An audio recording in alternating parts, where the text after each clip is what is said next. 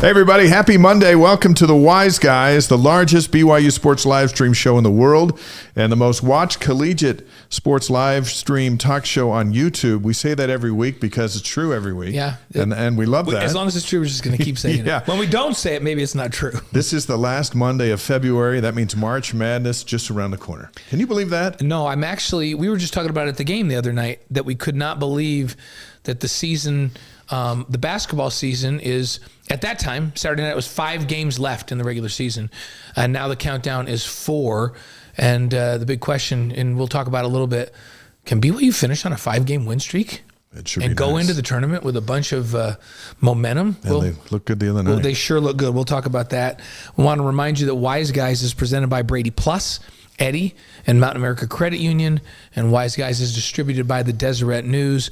Watch for this week's new podcast tomorrow, wherever you get your podcasts. Tucson, Arizona on the stream. There's Nebraska. There's Beaumont, Texas. How about Lake Winnipesaukee is Wait, Lake Winnipesaukee? Is that a real place? Roseville, Heber City, Utah, Orem. Let us know where you're at. We have so much going on tonight. We're going to try to give you as many shout-outs as we can because this is one big alumni event. Do the people, every Monday so night. Mind Body Doc says Roseville is here, Snow-Capped Sierras. Does Roseville still claim the Roseville rifle, Robbie Bosco? I'm sure it does. It has to. And soon to be, I just saw Robbie this week. Robbie and Karen are going to go out and be mission presidents at the Ohio State University in Columbus, Ohio. They're going to be the mission presidents out there. Good for them. But we called him the Roseville Rifle back in college and he claimed it. He talked about how great football was over there in that Sacramento area. So, well, hello from the Nelsons in St. George. We're fired up, they say. And here's another question from Daybreak in South Jordan, Utah, from Lee. Hey, what's happened to Tyler Haas? He's just living. Yeah. Raising kids. You know what? And he's not doing as much stuff with us anymore on pre-games and right. that. His kids just got to the age where he was like, I just need to focus here. And so he still comes to the games, but he loves the fact that as the all-time leading scorer at BYU, he can bring his kids with him to the games and enjoy the experience with family, and that's what he's choosing to do right now. Yeah. So yep. That's what he's doing. He hasn't gone undercover or anything like that. He's just stepped away. He's still the all-time scoring leader. Yeah, he stepped away from being as much in the public eye, literally to spend time with his family, and good for Tyler. I think it's awesome. There's Jeff and Melanie checking in from Tooele, Utah. There's Ojai, California, Saratoga Springs on the stream, still relishing in the win over Iowa State. Cedar Park in the house. Here's Dallas coming in, says bring in UCF. Let's do that. I like how Mind Body Doc says, yeah, because of we do. So they still they're keeping Roseville Rifle alive because of me. Thanks for that. I'm going to let Robbie know when I see him. So here's what we got tonight. BYU spring football starts this week. Later this week, we have football. There's some high praise for Bear Bachmeier we'll share with you. Yeah, and Leslie Graff joins us live in Massachusetts ahead of a BYU alumni watch party in Boston that will benefit A.J. Dybantsa's elementary school. Isn't that cool? Very cool. The BYU reach is everywhere. Yeah, I just talked to Ace the other night at the game at halftime. So, hey, happy anniversary to Ace and Chelsea Dybantsa today. That's right. AJ put out a picture wishing his folks a happy anniversary. We pass that on from the Wise Guys. Puget Sound is in the house. Good to have you on the Wise Guys tonight. Also, the author of this new book called Game Changers, A.J. Dybantsa, BYU, and the Struggle for the Soul of Basketball. Matt Bowman and Wayne LeCheminant, they're going to join the show live with us. We'll talk about their book and what they want us to learn from it. I've read it, and we got a bunch of questions for them. Yeah, and BYU, they got a home game tomorrow night, which you and I are both involved in different ways.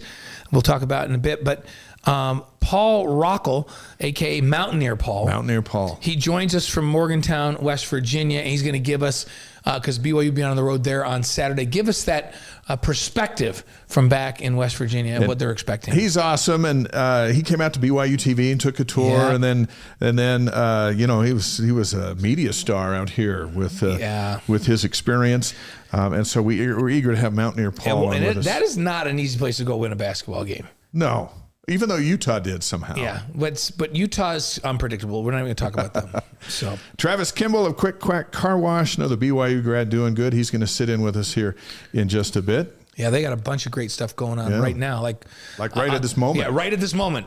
As we speak, some cool stuff going on he's going to tell us about. So we're also going to cover our Re-Lyte Athlete of the Week. This one's like kind of no-brainer this week. I know it. We might have to rename it. The Re-Lyte blank athlete of the week, because he keeps winning it. He just gave it away. I gave some of it away. And he also keeps winning Big 12 this and Big 12 that, seems like every week. So we'll give you a hint. We've given it away, but it's still, we'll talk about it in just a minute. Timmy on the stream, first-time watcher, West Virginia fan, watching from Hilton Head, South Carolina. It's good to have you at the Wise Guys here tonight.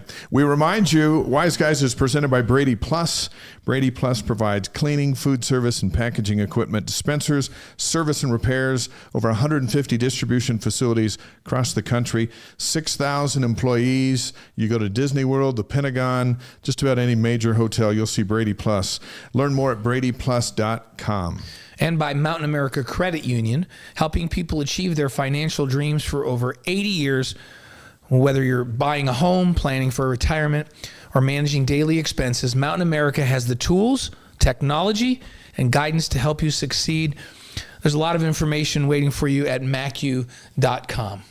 By Eddie, HR and payroll software built for small businesses, whether you run a dental office in Spanish Fork, Utah, or a construction crew in Lehigh.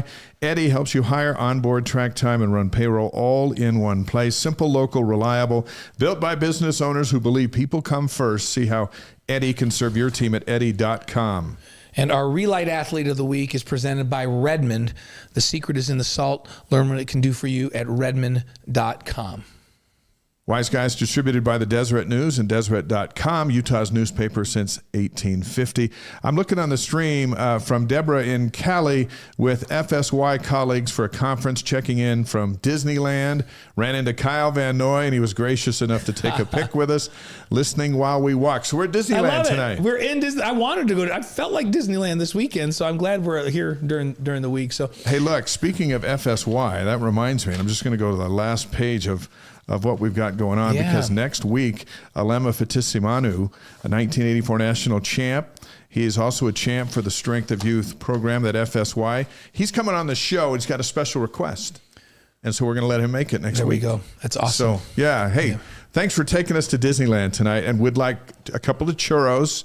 They're only like $20, but they're worth it. We'll take a couple of those churros. Absolutely. Hey, we want to remind you that Wise Guys is distributed by the Deseret News and Deseret.com, Utah's newspaper since 1850, and they've kind of been our distribution partner since the very beginning of all of this. So we're grateful to the Deseret News for that. Spring football starts Friday. There's 33 newcomers. Among those newcomer notables, Cade Uluave, linebacker from Cal, Kyler Casper, receiver from Oregon, Walker Lyons, tight end from USC, Roger Saliapaga II, coming from Oregon, a couple of tight ends there, and then Enoch Watson at quarterback.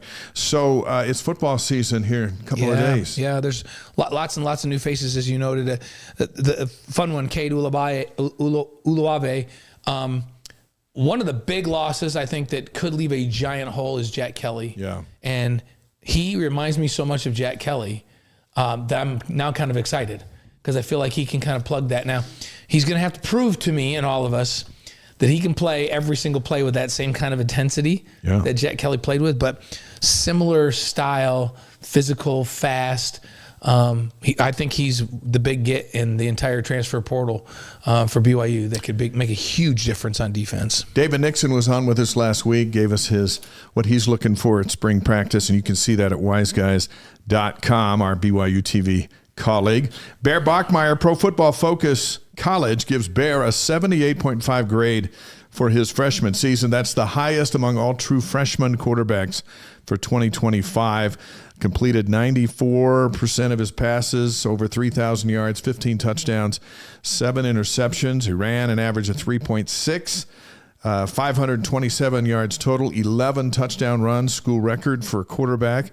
Against Georgia Tech on a sprained ankle, he threw 27 of 38 for 325 and a touchdown. So there's some high praise from Bear, who was at the Jazz game the other night signing autographs and ready to roll. What are your 3 goals for Bear for spring ball? Yeah, first I want to say he completed 64.9, because if he completed 94.9, Did I say 94? That would have been not only an all-time record in the history of college football for a freshman, but for any player. So that's good. As a quarterback, you picked that up because as a non-quarterback, I might have just said 94 and kept going. But here's the thing: like 94 would be crazy. I'm going to say that 64.95 for a freshman is also amazing.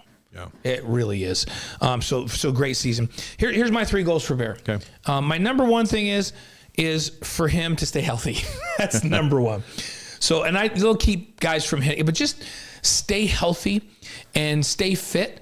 I think that Bear could play a little lighter than he did last year. When you just saw him in the Jazz game, he doesn't look a little lighter than he doesn't. So I do think he wants to start thinking about fitness. I think he can be a little bit better, maybe 10 pounds lighter than he was last year, be a little lighter on his feet. So stay healthy is my number 1 goal for him. Okay. My number 2 goal is for him to develop some chemistry with the new group out there. And you just mentioned like wide receiver Casper and the tight ends, Lyons and Saliapaga. I think that Nakua will have a bigger role. So I want to see him develop chemistry with that receiving group, including the tight ends. That would be my number 2 goal. And then my number 3 goal is to master the intermediate pass game. And he was fine. He was as good as a freshman last year with that. With BYU, I thought that Aaron Roderick, A-Rod, did a phenomenal job of managing the play calling and giving him the kinds of throws that he was best at.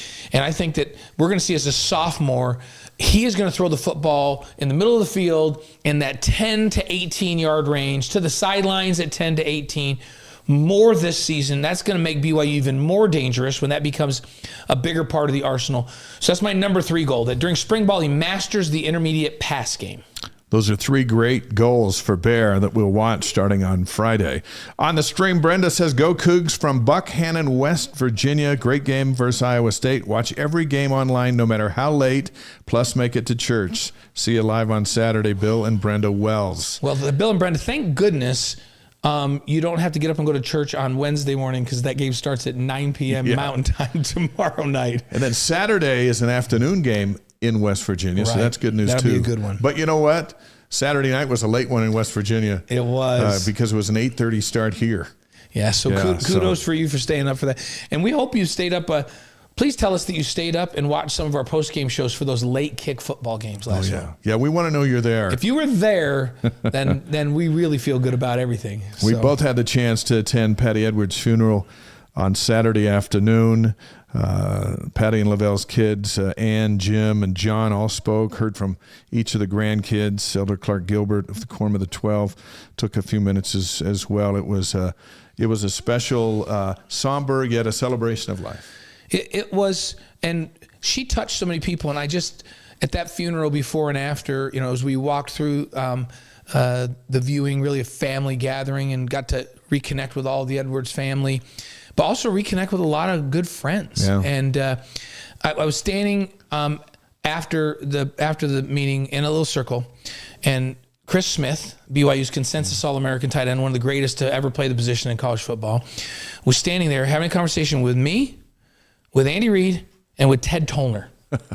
And Ted was telling us, Coach Tollner, who was my quarterback's coach my freshman year, about how there would have been no Steve Young without Ted Tollner, because people will remember that Ted came in, Doug Scoville had decided he was going to move Steve to safety. He was scheduled to start, and Ted went to Lavelle and said, hey, I like to give him a shot in spring ball because I think this kid can play. I really like him, and I think he can play.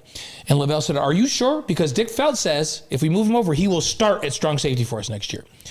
And Ted said, no, I really want to keep him over here. So he stayed over there, and by the end of spring ball, he established himself as the backup to Jim McMahon. And then, as they say, the rest is history, right? And we all looked at each other, like Andy and I, and we're like, you know what? He's right. If there's no Ted Tollner, there is no Steve Young Hall of Famer. Yeah. And he goes, I'm going to admit to you guys, I had no idea he was going to be a Hall of Famer, but he said, I thought he could be pretty good. Yeah. And you know what? Ted just turned 85. He just retired. He was one of the cheer people of the Holiday Bowl for the last decade, after being the head coach at USC and the offensive coordinator for the Bills. if we want to get him on the show at some point, especially during football season, he said he'd come on and do that. Good. So we'll try to get Ted Toner on. He'd be a fun one. Part of the Edwards legacy at BYU. And she'll be missed. 93 years old. She lived an awesome life. And you know what? I'm pretty sure she's excited to be right where she is. Yeah. And I thought it was fun that we were all together because that's what Patti did. She brought people together, and here at her funeral, she brought people together again. And it was this great bonding experience for everybody again. And her life touched so many, especially coaches and players' wives. She was known as the first lady of BYU football, but also created the NCAA Coaches' Wives Association, and was so big nationally with that. I know that Brenda is very, very close, my wife, to Patti. Still went to lunch with her every month over these last several years, and started to take notes on the things that Patti would say to her over this last year, because she would always drop some line of wisdom. So we're going to miss her terribly, but what great memories were raised at that funeral, and I left just feeling like, man, what a remarkable life, right? Yeah, for sure. PR Lacey in on the stream from Cache Valley here tonight on this Monday night. Men's hoops 20-7. They're 8-6 now, up to number 19. That's 4 spots in the AP top 25. The Field of 68 has them at 21. Andy Katz has them at 22. Fox College Hoops has them at 23. Their net ranking is back to 19, back in the teens. Bracketology from CBS has them a 5 seed tonight. And speaking of the NCAA tournament, which is coming around the corner, no expansion this year. It's going to be 68. But everything we see and hear, it's going to go to 76 next year. Yeah, yeah. You know what? I'll watch them. I don't have a problem with it. I don't have a problem with it at all. Go to 100. Just a couple more Cinderella stories. Let's just keep playing. And how about, we thought that BYU would have to kind of win 4 of their last 5 probably to get up to a 5 seed. They win that one game against Iowa State. Bam, they're a 5 seed. And so is it possible, if they win 5 in a row and a couple of games in the tournament, in the Big 12 tournament, that they could play their way into a 4 seed? Yeah, I think it is. I think it is now too. Because the last thing will be beating Texas Tech. Yeah, and that's it's a home the game. Last impression, right? And that should get you some points. Yeah, we'll see. It's so I was surprised that they went from a 6 to a 5 with the 1 win, but with their net going all the way up to 19. That makes sense to me. Yeah, so does. There we go. Big 12 in the AP top 25 today. Listen to this. Arizona's number 2, Iowa State's 4, Houston's 5, Kansas is 14, Texas Tech 16, and BYU's 19. And you might go, wait, what? The Cyclones beat Houston at home by 3, and then they came to Provo and lost at BYU by 10, and they went up 2 spots from 6 to 4. That's what the Big 12 That's is. how good the Big 12 is. You can lose on Saturday night and still climb in the polls. Yeah, because they're losing on the road to a ranked team is not a bad thing. And they have so many quality wins this year. And then look at where they are in the night. You realize going into that Saturday night game, they had them a 1 seed in bracketology. Yeah. That's huge. So there you go. Huge. That's one of the biggest wins. That's one of the biggest wins in BYU history in the building. You think of the Gonzaga win, you think of the San Diego State win, and then this one. This one might be better than all of them, because I'm not so sure Iowa State wasn't better than either of those teams. It was big. It was big. Place was going bananas. Yeah, Big 12 standings now. Arizona is in first place at 12-2. Houston is in second at 11-3. Kansas at third at 10-4. Texas Tech, Iowa State, both tied for at 6, right? And BYU. Yeah, that's right. Texas Tech and Iowa State. So there's a 3-way tie. Also tied with Kansas at 10-3. So, and they're all remarkable. You can even get to this point in the season with only 3 losses in this league. So Kansas, Texas Tech, Iowa State, all tied at 3. And then BYU at 8-6. And UCF, who's also at 8-6 in league, they're tied at 6th. So, and Utah's in last place. How about the fact that you're in 6th place in the league and you're still ranked in the top 20? Yeah, it's an awesome league.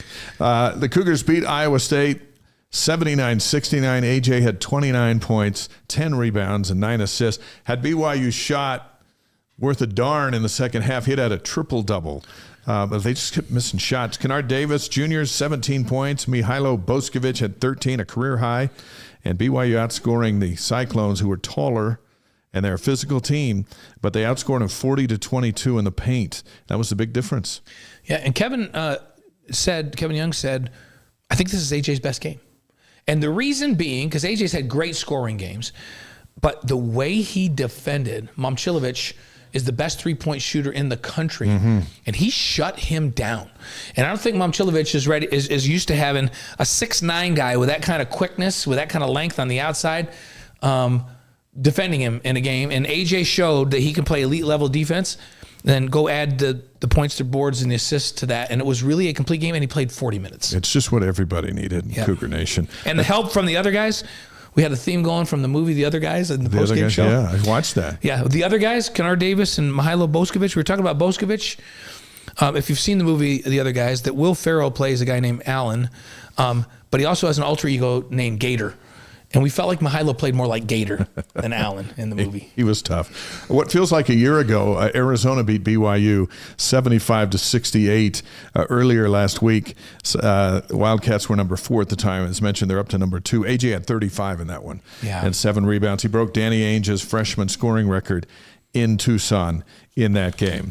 So here's what we got next. UCF is here tomorrow night, 9 o'clock Mountain on ESPN2. Pre-game on BYU TV at 8 Mountain with Blaine. Pre-game on BYU Radio at 8 with me. So we're in the same building, but we're separated by But we combined. But we hang out. Last home game we combined. Like I came over and did some radio stuff with you, then went and did the. That's right. Yeah, that's right. Cougars lead the series 4-0. So this is just the 5th meeting, and then we've got West Virginia Saturday. Yeah, West Virginia on the road. That's at 3:30 Mountain Time on Fox and BYU Radio. The pregame on BYU Radio is 2:30. You're doing that.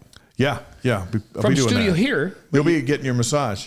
No, my massage I think is tomorrow. No, it's next week. Yeah. BYU's 4-1 all time against the Mountaineers. 4 straight wins, by the way. And Mountaineer Paul, he's going to join us live from West Virginia later in the show. Our first guest tonight's a member of the BYU Alumni Chapter in Boston, which is staging a watch party for Saturday's BYU West Virginia basketball game. Wherever Cougar fans are assembled, there's always a service project, and we're big fans of Cougs Care. Our pleasure to welcome Leslie Graff to the Wise Guys live from Massachusetts. Let's start, Leslie. How many feet of snow did you get today? Well, you can probably see it out the window. We got about 15 inches today. Jeez. So sorry I can't share it with Utah, but there's always now. Do you live in Brockton? Do you live in Boston? Like where are you there? I live about 40 miles west of Boston in a town called Sutton. Probably never heard of it, as most small New England towns, but my grandfather is actually from Brockton. Oh, wow. Yeah. One connection. Well, my daughter's in Manhattan, and I know there's always a rivalry between Boston and New York, always, right? Especially the Yankees and the Red Sox. But they had 21 inches in Central Park this morning. They live a block off of Central Park. 21 inches in New York. That is crazy. My oldest son and his wife live in Manhattan too, and crazy. Lots of snow. They just got rid of the last snow, and it's back for more. It was like 55 and sunny here today. It was awesome. We might get up to 50 on Saturday, which is another reason people should come out to the watch party, because we have not felt anything like that for a long time. Well, let's talk about that. AJ Dybantsa hails from Brockton, Mass., and this watch party has a lot to do with him and his elementary school, Davis K-8 in Brockton. So tell us what's going on. Yes. So, the idea sort of came to us because we knew AJ was from Brockton, and we were sort of like, hey, we need to take the opportunity to do something to support that community. And, we're enjoying watching AJ play. We need to give back as well. So we reached out to the Edgar P. Davis K-8 school. They're in Brockton. We worked through the principal, the assistant principal, to really identify some needs that they had within their school. And as a former school teacher, I can really appreciate how often you lack materials in your classroom. And so they were able to identify a number of book sets that they needed classroom sets of to really further English language arts instruction. So we compiled a list of those desired items so we can support teachers across a variety of grades with their English language arts curriculum. So both a variety of supplies and books to support them. So we're excited to go bring the donated books to them and the school supplies. AJ signed a nice jersey for us to bring for the school, and we're bringing some tastes of BYU, some cinnamon bears, some mint brownies, all the good stuff. So awesome. We're excited to have that. But that's a big part of the watch party that we have Saturday night. we're going to enjoy watching that West Virginia game. We're going to be collecting more books and supplies for the school. We have a resource fair going on. We have people coming out from BYU admissions, from BYU Idaho, from continuing education, from HR, from Just Serve, really helping people see all the ways that they can get involved with education, with service, with new opportunities. So we're really excited to get together as alumni and fans and friends of BYU. So we're just excited for it. This is like you guys have thought of everything, it seems like, how to touch every aspect of helping the system there, doing good, and it sounds like having some fun. So where is the watch party? Where's it going to be? What time does it start? Certainly. So it will be located at the Weston LDS Chapel. That's at 150 Brown Street in Weston, Massachusetts. And the doors sort of open at 4:30. You know, the tip-off for the game will be 5:30 Eastern time where we are. There's going to be food. There's going to be nachos, brownies, mini cougar tails, cotton candy, popcorn, blue punch, all the fun things, games, giveaways, free jerseys, everything. So we would love to have everyone come out. It should be a great time to cheer on the Cougars. And to get in, you just got to bring a book to donate, right? That's what you're asking? Yeah. Yep. We would love that. You can register there's an Eventbrite site. So you can register there if you want, just so we can ensure that we have enough nachos for you and mint brownies. But we would love to have people do that. Yes, if people would love to donate a book, we would be so excited to just further this cause so that we can help them understand what BYU is all about. I think when you live in a place like this, many people don't know much about BYU. And so it's really an opportunity to show the community what we're all about, what we believe in, and that whole enter to learn, go forth to serve motto. You mentioned that there was some specifics that the school asked for in terms of books. Are there specific books or sets you want people to donate, or is it just, hey, bring any? We would welcome any books, but we do have an Amazon registry so that we can specifically gather some of these chapter book sets because, in a classroom setting, it's so helpful when every student can have a copy of that book, be reading and following along, especially as Brockton has a lot of English language learners. So that's especially essential, if you're learning a second language and you're trying to pick up those words and that context and the vocabulary and all of that. So we have a number of books listed on there, but we would welcome other books as well.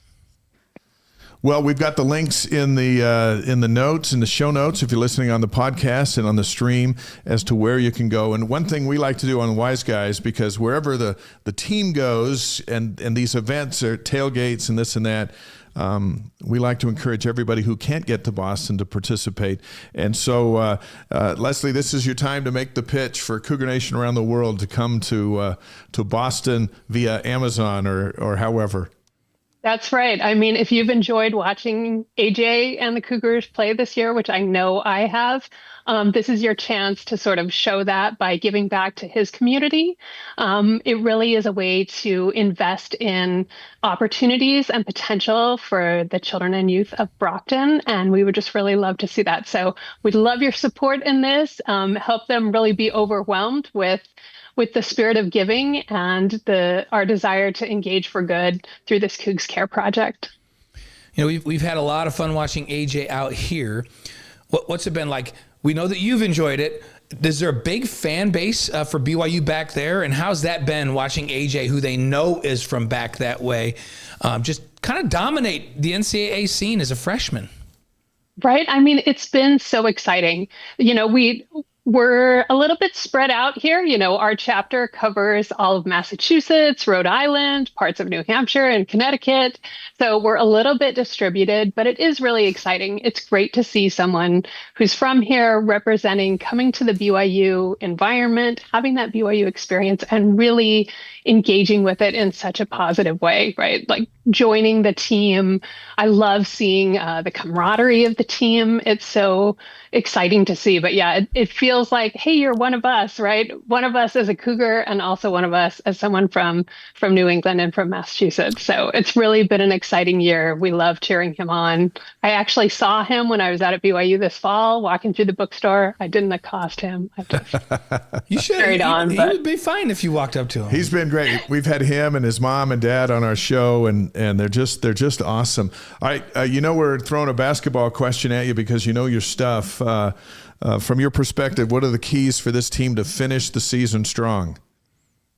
Well, from my experience playing church ball, but I would say it's really coming in strong for the first half of the game, controlling the boards.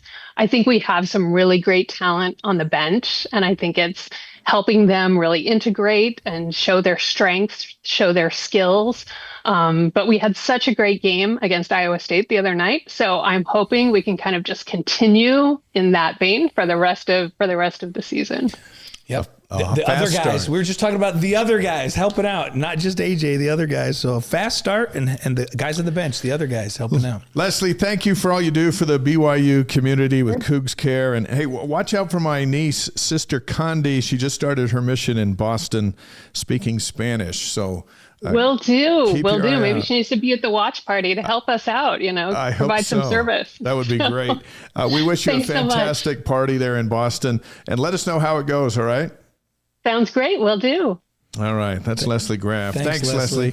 From Boston. And that window shot, it looks like there's like 9 feet of snow out there. Yeah, I know. It's 21 inches. It almost looks like it's like a fake backdrop, but it's not. It's for real. We got BYU people all around the world doing great things, and Leslie is one of them. And we wish everybody back there in Boston a great watch party Saturday, and let's collect some books for AJ's elementary school, and BYU will leave its mark. Just 1 year of AJ here, but don't you get the feeling that AJ is going to be part of BYU forever? And I'm pretty sure that Chelsea's put her foot down and said that he's going to get his degree, and I don't know why he'd get it anywhere else. So. Right. I feel like at some point, not only is he's going to be a BYU alum because of he's going to have a great career in the NBA, but he's also going to be a graduate of BYU at some point, I think. Yeah, then get his.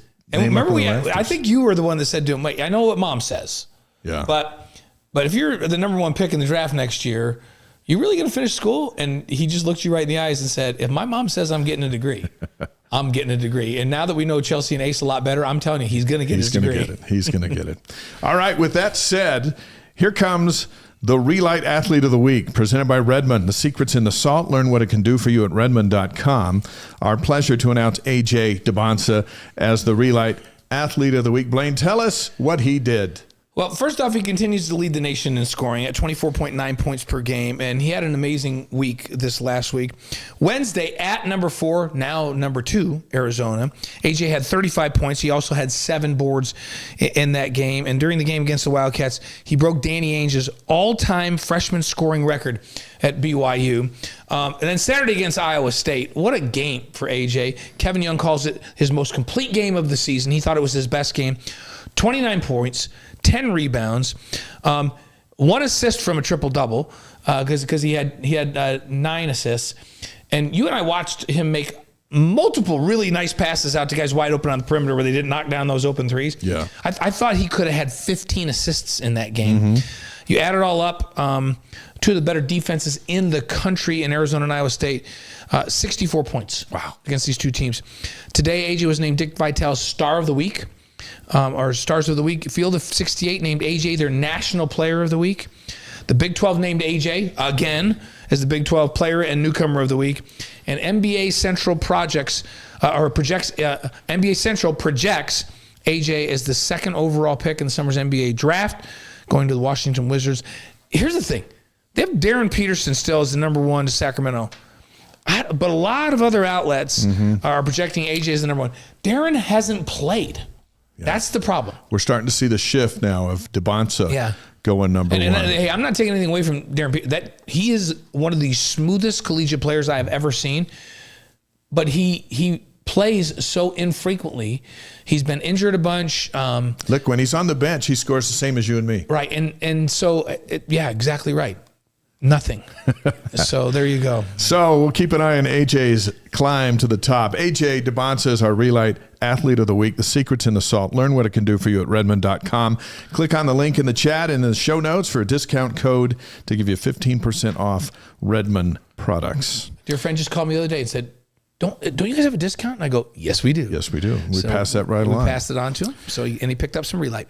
Our next guests are the authors of this new book titled Game Changers, AJ Dybantsa, BYU, and the Struggle for the Soul of Basketball. Matthew Bowman is the Howard W. Hunter Chair of Mormon Studies of Religion and History at Claremont Graduate University, and Wayne LeCheminant earned his undergrad degree at BYU, his doctorate at USC.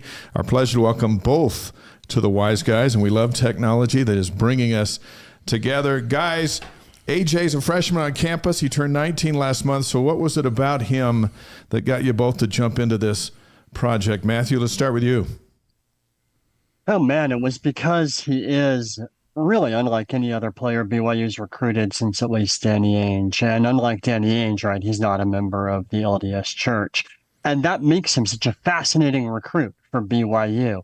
Here he is, as you've been saying, right? Maybe a number one draft pick. BYU's never had anyone like that before. And plus, he's not LDS. Why did he end up picking then BYU? Which, all respect to BYU, right? But they've hardly got the reputation of a Kentucky or a Duke or a place like that. Yeah. What was it about this school that made him pick them? Yeah, and in your wildest dreams, did either of you, as BYU fans, ever think you'd see the nation's top prospect, if they were not LDS, choose BYU over everybody else? Well, I would actually start to think maybe that was possible once they hired Kevin Young, right? Because Young has all these connections to the NBA. Young understands, I think, that modern basketball is a business as much as it is a sport. And he frankly has been selling players like Dybantsa, but before Dybantsa, Yegor Demin, then after Dybantsa, people like Rob Wright, right? He's telling them, I can get you to the NBA. I know Kevin Durant. Here's his phone number. That's the sort of thing that would make a non-LDS player perk up and say, wow, maybe you do have something that you can sell me. Wayne, what do you make of all this? And you watch AJ light up Iowa State on ESPN on Saturday night in front of a full house here in Provo. Well, one, as Matt just said in his outline of why this story was so compelling and interesting, the fact that BYU has such an electric player who clearly could be playing and doing what he's doing anywhere else in the nation, and maybe even with more help than he has at BYU in terms of, blue chip players. That game he played the other day in Iowa State is amazing. And you guys were talking about he was short of a triple-double. I can't remember who he was trying to pass it to, but he was on the perimeter at the three-point line and just zipped a pass right down to somebody under the basket and went through his hands. And it just his court vision, how smooth he plays, the defense he plays. It will be very interesting to, unfortunately for BYU fans, he's obviously going to leave after this year, but it will be very interesting to see how well he does in the NBA. And it's hard to imagine that he's not going to impress there as well. Well, I think Yegor Demin, Matt just mentioned it, is on to the NBA and playing extremely well. One of the best rookies in the league and making a huge name for himself and BYU. They mention BYU every time they mention him, and Kevin Young, and they tie him to AJ. If AJ's the number one or the number two pick, and he goes on and has this kind of success and more, what do you think that means for the future of BYU basketball as a program? Wayne, let's start with you on that one. I think the way that AJ Dybantsa has carried himself this year and the things that he says about BYU and what a positive experience he's had, and then actually being able to just do so well on the court is going to do a lot for BYU. Especially as Matt said, BYU, he has said that he wants BYU to be an NBA factory. And so in other words, he's willing to deal with any of the, blue chip players who want to be one and done. But I think, in order to get them into the NBA, I think that the future looks very bright, assuming, BYU continues to support the players, and obviously they continue to get the kind of donations they need to keep paying these NIL fees. But other than that, it looks incredibly bright. Dybantsa has done such a good job of being an ambassador for BYU basketball. I don't think they could have asked for a better player, both talent-wise and media-wise, than Dybantsa. Matt? Yeah, well, and to what Wayne said, right? Half of this is Kevin Young, and his reputation, his agenda. Part of it's the players too. But as Wayne mentioned, right, part of it also is BYU fans, right? The money that BYU fans are pouring into these NLI degrees, there's nothing like it except maybe for a school like Kentucky. That's another thing that's attracting all of these players, right? I mean, you look at the players, the teams running out right now, people like Kenner Davis, right? These are not players who might have been at BYU 20 years ago, but they are there now, and they are there now because of Young. They're there now because of the NIL. Matt Bowman, Wayne LeCheminant on the Wise Guys, presented by Brady Plus, Eddie, and Mountain America Credit Union. They're the authors of the new book, Game Changers, AJ Dybantsa, BYU, and the Struggle for the Soul of Basketball. We've read it. There's a lot of history in this book, both about BYU and college basketball in general. But let's go back to the title, The Struggle for the Soul of Basketball. So, Wayne, where do you want to take the reader in this? Well, the struggle for the soul of basketball stems from the idea of looking at the origins of how BYU, in the time that basketball and sports was just being born in college sports. It was seen as a way in which you could build a community. You could, as has been said by Naismith and others, there's no egotists in basketball. It could help develop spirituality, and the church leaders were very behind that idea.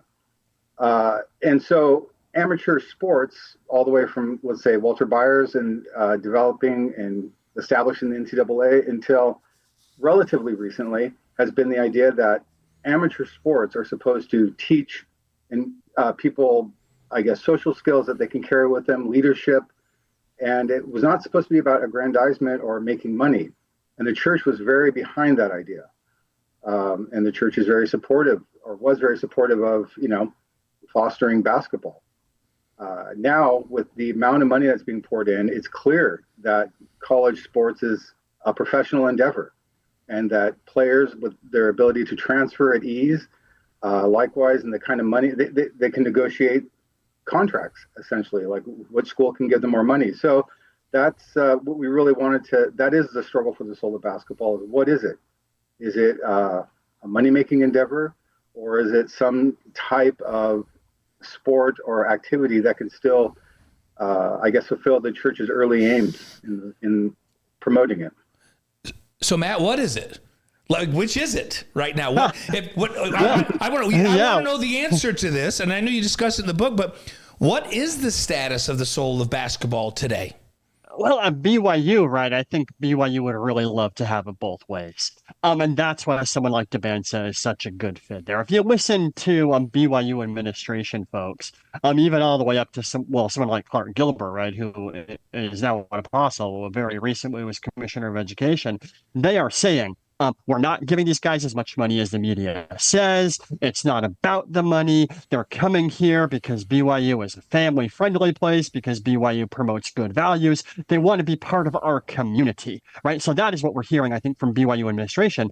And I do think someone like Dybantsa, when he says, right, I love the family environment here, I think he's sincere, which is what makes him a great fit. But it just so happens, right, if Kevin Young were not here, if there were not this pipeline to the NBA that's beginning to emerge now, if it were not for the fact that BYU could in fact match the NIL contracts that the other schools Dybantsa was considering were offering, he wouldn't be here. Right. And so I think BYU is walking this really narrow line. They want to have it both ways. Sometimes, as with someone like Dybantsa, you strike gold and you're able to make that work. But other times, well, as we see, right, I mean, boy, Kenner Davis just ran into some trouble earlier this season. BYU's had other trouble with players who aren't members of the church, who are coming here because someone like Kevin Young is recruiting them and telling them, I can get you to the pros, I can send you all of this money. I mean, that's what got Gary Croton in trouble all these years ago as well. The tension is really still there. It's beneath the surface, but it is still there. We love that when we can have our cake and eat it too. Right? And that doesn't happen very often in life.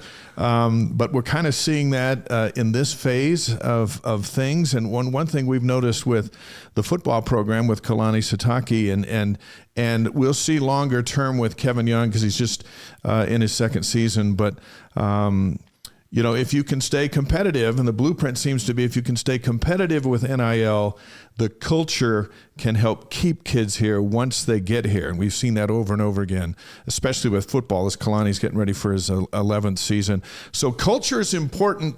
And often we've heard coaches say over the years, if I can just get a kid to visit campus during the recruiting, I can get them because of what's here. But as you guys point out in this book, BYU has to remain competitive in that NIL, right? Just to have a shot at getting a kid like AJ to come visit. Yeah. Go ahead, Wayne. One of the one of the reasons why AJ Dybantsa is such a good starting point for all of this is because he is so electric on the court and seemingly such a good guy off the court. And I think that, and he also seems to be very aware of what BYU's standards are and what they expect of their athletes there. And he has no problem with it. In fact, he has said that, he wants to focus on basketball and that those are appealing to him. So I think at the very least, Kevin Young, who seems to be an excellent recruiter, will use, in a sense, Dybantsa as a blueprint to ferret out people that could be trouble, though they may be very talented on the basketball court. And we'll see if he can get the ball rolling with a few good years after this. And by all accounts, Kevin Young is very committed to BYU. It could be a blueprint that lasts a long time. Unfortunately for BYU, all it would take is one mistake, right, of a real superstar. There's something to this notion that the kids that Kevin's brought in, and we go back to Yegor came in, and Kevin knew in the recruiting process that Yegor was a very religious kid. So even though he wasn't a member of the predominant faith, they knew that he came with faith, right? And you have to love that when now he's in the NBA and people talk about his experience at BYU, and he's not afraid to say, boy, my faith, even though I'm not a member of the predominant faith there, my faith and my belief in God and all these things grew by leaps and bounds while I was there, so it was a great place for me. AJ and Ace and Chelsea, they're a very faith-based family. So even though it wasn't their predominant, it wasn't the faith that or the church that they belong to, they believe in having faith and religion and all of that. Is there something to that? And as Kevin recruits in the future, do they need to specifically look for that to have a good fit? Do they have to be fantastic players but also come from a faith-based background? Or where do they go from here with that? Well, I will add something to what Wayne said earlier, right? In recruiting Dybantsa, of course, the first people to come to campus wasn't AJ himself, it was his parents. And his parents, right, were sold on the school. And that's something I think that's really important to AJ. And that's something I think that maybe you do look for when you're looking to recruit new people.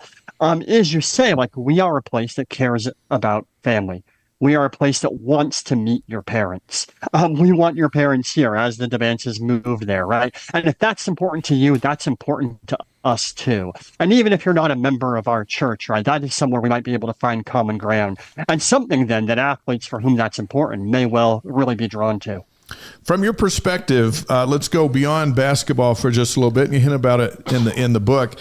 So you Yegor and AJ, players not of the predominant faith, but they promote BYU as if they were at the highest level of basketball. And let's say AJ's the number one pick in the draft, or number two, and he goes on to be a superstar. When we talk about game changers, which is the title of your book, what could that do for public perception, even for the church out and about in the United States and throughout the world, with these two guys who went and were successful at BYU, and look at them now, they're just basketball stars? Now, this is, I think, really interesting, right? Because this is something that, according to Bronco Mendenhall, right, who was a couple football coaches ago, this is something that the leaders of the church said to him, is that the athletics at BYU are a way for us to say, like, our church is American in all these important ways, right? We compete in these sports. We are not weird. We are just like the rest of you. And, of course, that's something I think that has been said about members of the church who are on these teams. But when you have people who aren't members of the church on these teams who are saying that those very same things, right? Well, in a lot of ways, what's happening here is what happened to Notre Dame back in the 1920s, when Notre Dame got this, all-star football team that began just kicking butt and taking names all over the country and really became a force for broad acceptance of the Roman Catholic Church. I think that same play is happening here again. What do you think, Wayne? Yeah, I think that as a tool, having non-members speak so highly of their experience at BYU, and they don't just speak highly. Dybantsa hasn't spoken just highly of Kevin Young, but of his fellow students, his teachers. He seems to have enjoyed the entire experience, and he and his parents have had nothing but great things to say about all the people that they've met at BYU, and that they find the church to be very accommodating and wonderful. So let's assume he becomes the number 1 or number 2 pick in the draft, and you have an NBA caliber star saying that stuff, because his name will forever be linked with BYU. Every time they show his stats, or whatever at the beginning of the game, it'll say he went to BYU, and that's a huge thing for BYU to have, like as Matt said, just a sort of normalization. And I think it does, as Matt noted, mean a lot more to have a non-member saying that, hey, these are good people, and BYU can really, really, I think, benefit from that in terms of recruiting and keeping the ball rolling, for not just basketball, but for, I think, athletes from other sports will look to BYU as well because of that experience. Guys, we've loved our visit. Let's finish with this one. Look into your crystal ball. 10 years from now, when you're writing the second volume of this book, Game Changers, what are you going to be writing about? When you talk about the struggle for the soul of basketball, 10 years from now, when you write the second volume, oh man, what are you going to be writing about? Huh. If I'm going to make a really, really bold prediction, I'm going to say that college basketball becomes essentially a formal minor league to the National Basketball Association. And there are NBA teams in Europe, in Latin America, in Canada, and I will go out on a limb as well, and I will say that AJ Dybantsa is going to be an All-NBA player by that point. Okay, he'll be a whopping 29 years old when that happens. Sorry, Wayne, go ahead. Oh, no, I concur. I think part of the story will be, too, Dybantsa not only would be an All-NBA player, I mean, if you look at his size and strength and speed and his talent already, and he still looks raw compared to what he will likely be in 5 or 6 years from now. It's it'll be about how BYU helped propel this young man into becoming, perhaps an MVP candidate. I think the sky's the limit for what he can do, assuming he, remains uninjured and hopefully connects with a decent coach in the NBA. Being in the right place at the right time makes a big difference, but he certainly has that. So, hey, we're so glad that Matt and Wayne, you would join us tonight. The book, hold it up again for him there, Dave. And I'll be the model here. There we go. Game Changers, AJ Dybantsa, BYU, and the struggle for the soul of basketball. You can buy it wherever you buy your books. It's on Amazon. It's done from Signature Books. I've read it. It's an interesting read. You can learn a lot about BYU history. You can learn a lot about AJ and where all things are going. Again, available wherever you buy your books. Guys, thanks for writing it, and we sure appreciate your time with us tonight on The Wise Guys. Thank you. Thanks so much. All right, there they are, right there. We don't have a lot of authors on the show, but we should have more. Wait, you're an author. You're on the show every single week. Yeah, but mine were little words. These guys wrote big words. Anyway, Game Changers. I read it last week, and I think you'll like it. And it's AJ nuts stuff right now. So anything AJ is fascinating to Cougar Nation. And we got a link to where you can buy the book on our stream and in the show notes. So give it a shot. Fun stuff. And I was just thinking, like, a bunch of authors just flashed through my head that have been on the show. Sherry Dew. How many books has Sherry written? That's right. I bet Clark Gilbert's written a book. Razband has written books. Razband's written books. Yeah. I guess you're right. Yeah. Andy Reid's probably written some books. There's books about Andy Reid. I don't know if Andy's authored any. Steve Young's written some books. Steve's written a couple of books that were really, really good. Yeah, so, you're right. I guess the big question is, has our next guest, Travis Kimball, written any books yet? Because I think he will at some point write a book about the experience he's having right now. So we're happy to have him, a BYU grad, one of the 5 founding partners of Quack Car Wash, locations all over the Western United States. We're thrilled to have Travis back on the Wise Guys, and there's a new location tonight. Where's it at? Down by UVU, right in Orem, right as you come off the freeway. It's a big billboard location, and we're excited to have it. It used to be a Take 5 car wash, and now it's a Quick Quack car wash. So you see it from the freeway on I-15. You can't miss it. And then you get in there and get your car washed. So what number is this? In Utah, it is number 65. Wow. Wow, that's amazing. And we know what that means for customers and all of that, and for the car wash. What does it mean for a family in need, though? Because that's important to us. We know it's important to you, and that's one of the reasons that we partner with Quick Quack. Yeah, so with every grand opening, we have what we call a preview fundraiser to preview the car wash before we really kick the doors open with a grand opening. And so tonight, that was that fundraiser that we did for a family, local family here, who has their 22-month-old boy that has congenital heart defects, and they've got a long road ahead of them. And so we don't have the final total tally that came up from tonight, but it was probably going to rank in our top 2-3 charitable donations from our customers and from the community. It was an amazing turnout. So how this works is you open a new location, and you're going to be here throughout the year because you're going to open up a ton of new locations. But you open a new location, and for a certain period of time, folks can donate money and then just go get their car washed. Yeah, so the week of our grand opening, so in this Orem location, Tuesday, tomorrow, we'll have a ribbon cutting, a formal ribbon cutting, and then Wednesday we kick off 12 days of free car washes. So every location that we open, that's kind of the playbook. On the Monday before we kick open the doors on the grand opening, we find a family or an organization. So for example, next week we're actually doing two grand openings here in Utah, in Magna and Merritt Slatersville. And in Magna, it's Granite School District, Granite Educational Foundation that we're doing the fundraiser for.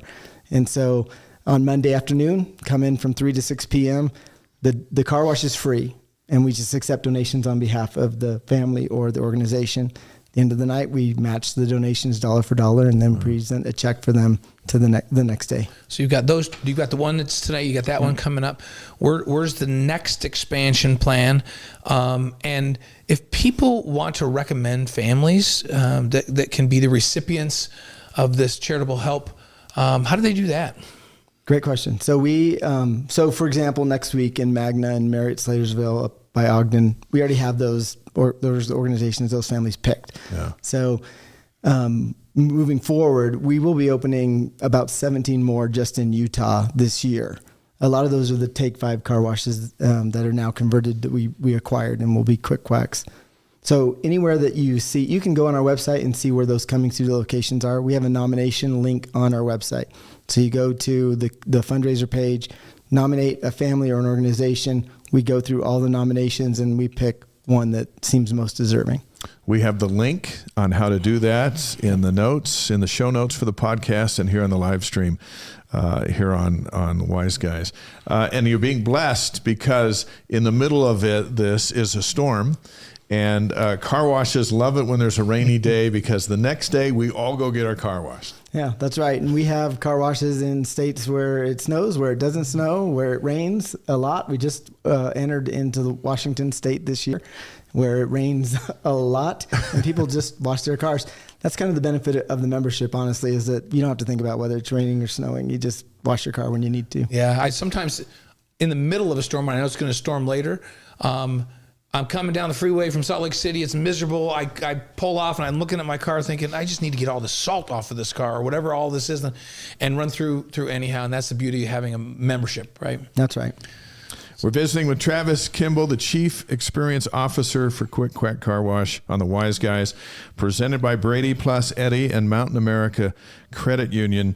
All right, how did your BYU experience, as you and one of the other of the 5 founders went to school together, sat in class together, how did BYU prepare you to start and run your own business like this? Well, the education is one thing. The network is another thing, right? Now, I do mentoring a lot now with students at BYU, UVU, around the Valley, and they ask me, what would I have done differently? Well, networking was a thing, but it wasn't what it is today, and so I think they're already way ahead of what I would have been. My network was small. Luckily, one of those was my partner and co-founder, Jason Johnson, who is our CEO today. And he invited me to participate in this amazing adventure. We were best friends and owned a condo that faced each other in a hallway. Yeah. Got together every night and played games, and that turned into a car wash. And so it's benefited the business to have good friends that you were in school, and we all connect with the people that they're our homeboys, right? The guys that we were in school with. Dave and I weren't in school together. He was right behind me, but we've been together for 30-something years. We can finish each other's sentences. Yeah, it's scary. So and what's really crazy is like, I know when he's going to talk, he knows when I'm going to talk. It's like we do better with each other than we do with our spouses, which is, because we don't know what they're thinking. Yeah, exactly. But we know what each other's thinking. So it's fun that you get to start a business and with a dear friend and other friends. And that you can do a lot of good in the community with what you're doing. How satisfying is that? And how has that impacted the growth of the business to do these fundraisers and to pick somebody out and to help? Has that also helped the business? Yeah, for sure. We decided, we've been doing this for 21, almost 22 years now. And so the first decade was a grind. We just didn't know if we were going to make it. We were making lots of mistakes and lots of lessons. Once we realized that it was finally going to work, we said, what is it that's going to make us be excited to be involved with this for the next decade, 2 decades? And we said, washing cars is amazing. We want to be the best at that. We want to make it an amazing experience. But that's not what's going to get us up in the morning. It's changing lives for the better. And that starts with our team members. We actually have over 5,000 team members now in 8 states. Wow. And a lot of them are young, first time, that might be their first job or first or second job. And so we have an opportunity to make a difference in their lives, teach them some skills, but also just make sure that they're cared for. And then that extends into the community. And so there's this partnership that goes way back where washing cars for a cause, a good cause in the parking lot is a thing. So we adopted that tradition and we said, we're going to change lives for our team. We're going to change lives in the community. And we're just going to do it because it's the right thing to do. And that's what motivates us. That's really what gets us excited. We also know Quack's aligned with BYU athletics in a big way. When you were here last, you were on your way to a home game. They presented you guys with a game ball, and that's cool. And that shows your involvement and commitment to the Cougars. So let's talk about these guys for a moment. What'd you think Saturday night, and where do they go from here? That was almost the most fun I've had at a home game, which there's been a lot of fun games. That environment was incredible. And it just, I think we were all kind of nervous. Is this team going to pull through? Is somebody going to step up? And even though the bench scoring ended up only at 6 points, right? That doesn't reflect the help that came. That was absolutely needed from Moo and from the other players, Boscovich. So I'm excited to see, like you mentioned, how they're going to play out the rest of the season, and what I think the goal is still where it should be, the Final Four. Yeah, and even without Richie, and which is remarkable, right, to say that. Out loud. We were saying the other night on one of our shows that on a pregame show, man, think of this one. They might win out and win 5 in a row, go into the Big 12 tournament and win a couple of games there, and really go into this NCAA tournament with momentum and do more damage than people are giving them credit for. When they were going into this game Saturday, did you think, hey, you know what, they'll probably win 5 in a row to end the season? Yeah, no. I would like to think that I was that blue goggle-ish, but not quite. But I feel it. I feel it now. I was talking to Hadim Boop earlier today as we were recording our interview for the pregame show tomorrow on BYU Radio, and as we finished, we were just visiting, and I said, "What's it like playing in front of this crowd?" And he just said, "It is awesome." He goes, "I love the rock." And but in that setting, and he went around celebrating with everybody, with you guys too down low in the celebration, 18,000 fans on a big night, and means a lot to him. What does it mean to be a supporter of it all? It's a dream come true, honestly. So, I mean, if you go look at my license plate, it says QQ for Quack and BYU. Those are my two, outside of my family, of course, those, and my spirituality. Quack and BYU are my two passions, and it was a dream come true. I remember the first time we had a grand opening here in Utah about a decade ago. And we had Cosmo and Quackles, our mascot, out there together. I just said I could retire today and be happy. It's good stuff. You mentioned that down the stretch in that game the other night. My goodness, that place seemed like it was just off the hook loud. And you've been to a bunch of big games over your lifetime. where does this one, like, how was that in that last 4 or 5 minutes in the Marriott Center? Can you think of another game that compares, or was that the best? That was pretty close. I have a short-term memory, so recency bias. I'm going to put it at the top. My wife was saying, so I travel every week for a grand opening, and so if there's a Tuesday night game, I might miss it. And she said there was a game this year that she thinks rivaled that one that I wasn't here for, and I can't remember which one it was now, but. So she was saying, I don't know, that might have been not quite as good as the game that I missed. We were marveling that there's not been how few top 10 wins in the Marriott Center there have been in history. Right. And they're not coming out of conference, and so you just got to be in a conference that has one. Right. So finally, outside of Gonzaga, that was about it for a long time. San Diego State, Gonzaga. Yeah. Yes. And Gonzaga this was it. That's it. And so that was a rare opportunity for us all to be in there the other night. When we just moved back to Utah 2 years ago, and so I haven't been to a ton of home games. So this is, as I said, just a dream come true. James is on the stream, says, I've been a Quick Quack member for 5 years. They're the best, and they keep getting better. So thanks, James, for that comment with Travis Kimball. Let's do 5 questions presented by Strategy Square. Learn how Chantel can help your business grow through social media, and you can reach her at strategysquare.co. You ready for 5 quick ones? I'm ready. This is quick ones from our Quick Quack This is our quick quack quick questions today, sponsored by Chantel. So, number 1, your favorite sports movie. Favorite sports movie for me is always just Hoosiers. Just classic, yeah. So you are a true basketball guy then. Yeah, I mean, I probably would put football first, but Hoosiers movie that gets me every time. Yeah. So Hoosiers' best basketball movie is your best football movie. Remember the Titans, Rudy, like yeah, probably Rudy for sure. Yeah, beautiful. And I got to meet Rudy, so that was pretty cool. Yeah, good. I was just looking at some old pictures, Dave. I didn't even tell you this. The other night I was going through trying to find. It was my grandson's birthday, Bradley's birthday. I was trying to find some old pictures of him, and I went right into the section where you and I were interviewing Rudy in Notre Dame Stadium.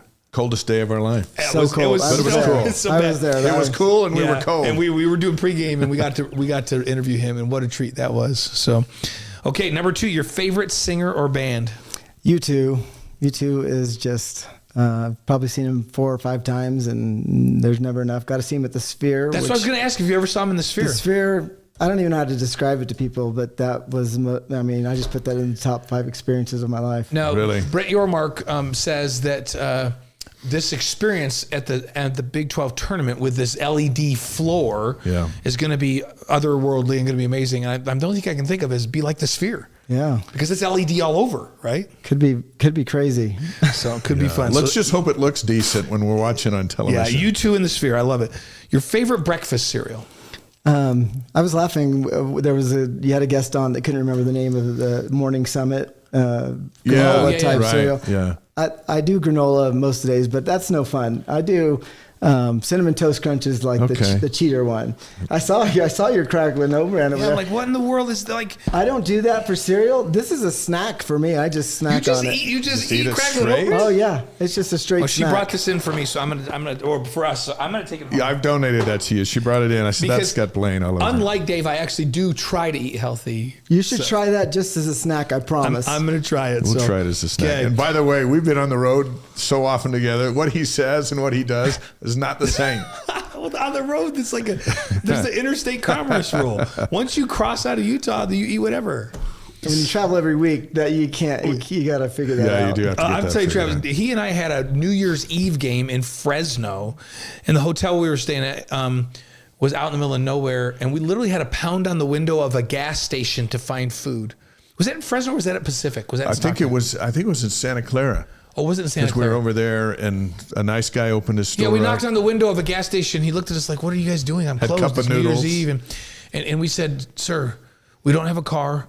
We're here to broadcast the game tomorrow. We're starving. Happy New Year. Come in and pick something out." And we got like a cup of noodles and a ding dong or something. That's what we had for New Year's Eve. That's living the dream right there. So I'm not always healthy on the road, but so what about your favorite BYU moment? Back to Harleen has to be all time. That's a great one. Yeah, it's just replay it over and over and over. This year had some amazing things. I think this is going to be exciting. The Bear run. It's going to be exciting. Yeah. The Bear run. You know, that Evan Johnson pick to seal the Pop-Tarts Bowl. That was pretty big. You know a place big when people have Halloween costumes dressed as Bear dragging a Utah dude off of their foot. Yeah. That was a big place. I was in the Cotton Bowl for the interception to end the game. The K-State game. That was was it Omar Morgan? Yeah, Omar Morgan picked it off. Yeah, Tim McTire and Omar Morgan were the corners on that team. Phenomenal combo. It's one of those games where you think we've fought so hard and this is how we're gonna lose it. This, and then it was just done. See, I love that you pick a defensive play as one of your big plays too, because everybody's always thinks of the back to Harlings, and sometimes it's you both picked a defensive play there too. So that's great. Your favorite quick quack moment of all time? Oh, wow. I was not ready for that question. We like to come out of left field. Like right out of there, yeah. So forever and ever, we had talked about how do we share ownership with our team. And it's a long story, but the way we grew in the early years was basically opening a car wash, getting friends and family to help us fund and grow the next one, or putting a fund together for the next 5 or whatever. But because that was so complicated, the entity structure, the ownership structures were so complicated, we really had no way to figure this out. And we're a private company with lots of investors, and we had private equity infusion. Anyway, 2 years ago, we were able to consolidate all the ownership. We did a deal with KKR that was another private equity deal, but it eliminated all that and cleared the path for us to be able to do an employee ownership program. And so all of our team members, 5,000 of them, are all partners with us. They're owners of Quick Quack Car Wash. And when we announced that, it was, I almost get choked up right now thinking about it, because it was a dream come true for me and my partners to be able to say, we want to share this company. You guys are what makes this company work. And so we share it with them. That's cool. That's a great story. That's a great Quick Quack moment right there. Yeah, it is. That's awesome. So, hey, congrats on the new Quick Quack Car Wash at UVU. It's right there. There's the McDonald's, which we all know because we've driven by it our whole lives. And Dave and I we don't disparage McDonald's. No, we don't. No, we do not. We have many a game day we've had McDonald's for a pregame meal. Yes, we have. And our kids are like, ooh. And we're like, what is wrong with McDonald's? Nothing wrong with it. And they still have great fries, too. And so there's the McDonald's that we can all remember coming and going. And then the development just below that is where the new Quick Quack Car Wash is. That's right. If you're coming off the freeway, it's the first right off of there. Okay. And come around and go in. Or you're staring at it if you're looking at UVU. There you go. We're going to see you back here in a few weeks and throughout the year as you open up one store after the other. Travis Kimball of Quick Quack Car Wash, thanks for being on Wise Guys tonight. We thank you for partnering with us, too. Yeah, thanks for having me. Don't drive dirty. Don't drive dirty. I like that. That's a good... Yep. That's awesome. You can find more of the Quick Quack story at quickquack.com. Thank you, Travis. Thanks, Travis. Good to have you here. Our campus notes are presented by BYU Pathway Worldwide.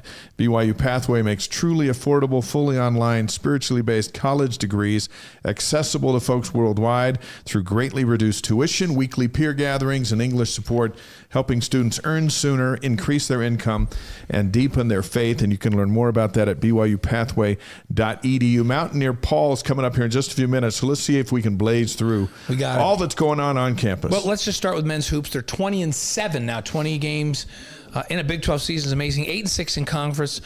They beat number 6 Iowa State 79-69 behind AJ Dybantsa's 29 points, 10 rebounds, and 9 assists. National ranking of 19. Their net ranking is 19. Up next, Central Florida tomorrow night. They're both 8-6. That's tomorrow at 9 p.m. on ESPN2. I'll be on the pregame television, and you'll be on the pregame radio. We got double coverage tomorrow. Andrew May, we're going to send a Wise Guys congratulations. He's the head coach at Snow College. Just picked up his 100th victory. His Badgers are 27-1. His top player is McCaden Adams, who averages 18.4 points a game. He's my second cousin.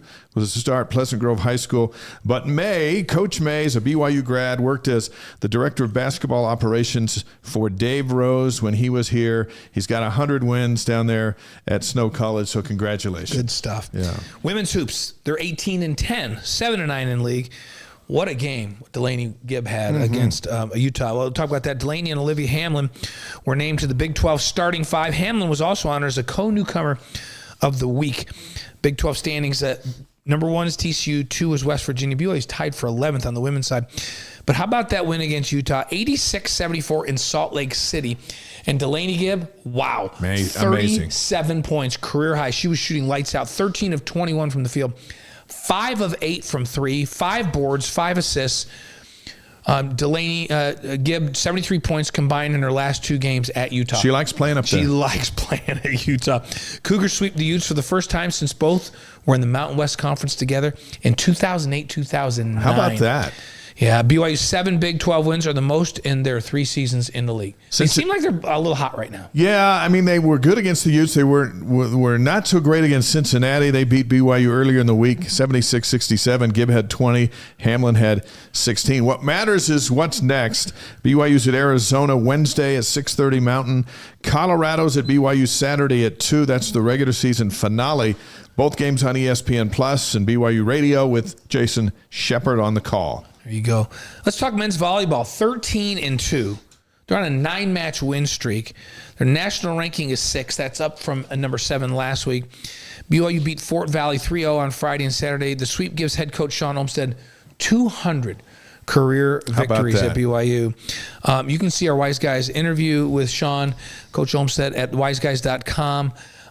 We love Sean Olmstead. Yeah, and I shot him a text the other night. That's a 200. Nice job. It's such a great thing. Up next, number 7 BYU, or number 6 BYU now, at number 3 Hawaii, Wednesday and Friday. That's always a great rivalry. Oh, yeah. 10 p.m. And remember, that one got added to the schedule. Right. What a couple of matches. Yeah. And then next home game is Concordia, Irvine, March 20th. Gymnastics is 7-4, 3-2 in the Big 12. They're 24th in the country. Defeated number 16 Denver, 196.575 to 195.925. Up next is BYU at West Virginia, Friday night, 5 o'clock Mountain Time on ESPN Plus. The gymnastics team gets their day before the men's basketball team. But there are 2 teams heading that way this week. Did they stay and watch the game? Probably not. I wish they could. Right out. That would be great. Softball's 3-11. Mary Nutter Collegiate Classic, Cathedral City, California. BYU picked up a couple of wins against Hawaii and Long Beach State. Against power conference teams, BYU is just 1-8 with a win over Notre Dame. It's been tough sledding. Yeah, it's been tough, and tough season start here. Up next, Judy Garmin Classic in Fullerton, California. These all times are Mountain, but BYU versus Cal State Fullerton Thursday at 1. Then against Cal Thursday at 3:30. Like, they just play a bunch of games. Yeah. Against Seattle Friday at 10:30. Against UCLA Saturday at 10:30. And against LMU Saturday at 1:30. The home opener at Gal Miller Field is Abilene Christian on March 10th. Baseball's 4-3. They're down at the Tony Gwynn Legacy Tournament. San Diego State beat the Cougars 3-zip on a 3-run double in the 5th inning back on Friday. And then the Cougars beat UC San Diego 9-7. This afternoon, they pounded Riverside 11-3. Scored 11 runs on 16 hits, no home runs. That's right. That's odd that you have 16 hits, 11 runs, and not one leaves the park. That's unusual, yeah. But they were smacking it around. This week, they're going to Long Beach State Wednesday, and then they play Washington State there Thursday and Friday, and then Long Beach State again on Saturday. All games on BYU Radio. The home opener's coming up at Larry H. Miller Park against Cal Baptist. That's on March 5th, a week from Thursday, believe it or not, 3 o'clock on ESPN Plus. Gary Scheide and I will start our long 23-game run on March 5th at Larry H. Miller Park. Men's golf, their national ranking is currently at 30. And up next for them, the Lambkin Invitational. That's March 9th through 10th in San Diego. And women's golf, up next is the Lady Luck Invitational. And Lady Luck, that's going to be in Vegas. Has to be. Right, so March 9th through the 10th, or March 2nd through the 3rd, I'm sorry, in Las Vegas. Track and field, the national rankings. New polls come out tomorrow. BYU's number 3 for the women, and they're ranked 13th for the men. The Big 12 Indoor Championships are Friday and Saturday in Lubbock, Texas. We wish the teams the best of luck. Yeah, and what a start for BYU women's tennis. Yeah. They are 11-1. Holly Hassler, what an amazing job she's doing this year. National ranking of 47. New polls out tomorrow. BYU beat Colorado State 6-1. They beat Weber State 7-0. Up next, they're at Central Florida Thursday and at Houston on Saturday. And just a great, great start. Men's tennis is 9-0. Fantastic. So tennis is rocking and rolling right now. National ranking of 47. Again, a new poll comes out tomorrow. BYU beat Idaho State 4-3. Up next, BYU's at Denver on Friday and at Air Force on Saturday. Swim and dive is at the Big 12 Championship. Start tomorrow, run through Saturday in Greensboro, North Carolina. Now you know everything that's going on campus. Campus Notes are presented by BYU Pathway Worldwide. See what more education can do for you at byupathway.edu. Our next guest comes from the other side of the country, and we appreciate him staying awake for us tonight to make his Wise Guys debut. He covers West Virginia sports like no one else we've ever known on the planet. Our pleasure to welcome Paul Rockle, a.k.a. Mountaineer Paul, to the Wise Guys. Let's bring him in. We have been looking forward to this. There he is. Hey, brother, what's going on? How's it going, guys? It's going good. So, look, how many reports do you provide each day for Locked On West Virginia? Multiple, at least 2 30-minute episodes a day. I try to do more. Some days there's 3, sometimes there's 6. You know, it just depends on the news cycle. Obviously, right now during the off season, it's tough, but for the most part, I do a pretty extensive job. 7 days a week. I don't think I've missed a day in close to a year and a half, I would say. Wow. So is it like in the Batman movies, when the bat signals up, no matter what Batman's doing, he's got to go save the day. When something breaks West Virginia-wise, no matter what, when, where, what, you go with it. That's it, man. Just dedicated to it. Obviously, there's passion involved, but there's also just a sense of really grateful to be a part of Locked On and what they provide. It's a great platform. They're doing close to 55 million views a month as a company, which is incredible. So we're really grateful to be a part of the #1 sports podcast right now, to be honest. So how does that work? So when there's breaking news, obviously you could be on 5 times in a day, but with them, are you required to do a certain number of daily reports, or is it just when news is breaking? No, there's a baseline requirement for each host, and everybody has their own, whatever they want to do, as long as they get that whatever that baseline number is. It's usually during the off season around 3 a week or so. During the season, they'd like you to go Monday through Friday.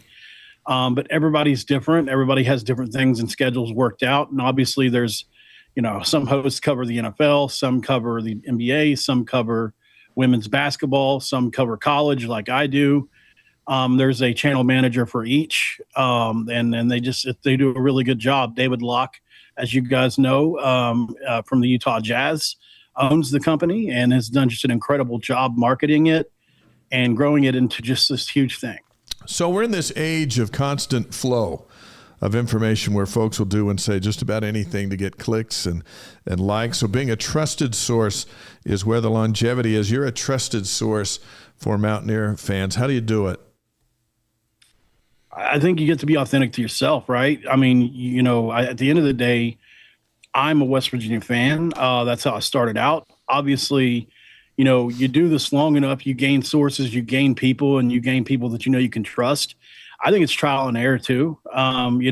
There's been times where I probably, especially early on, because unlike you gentlemen that came in through a more traditional way, nowadays there's a way to get in through this route, through social media or YouTube or however people break in.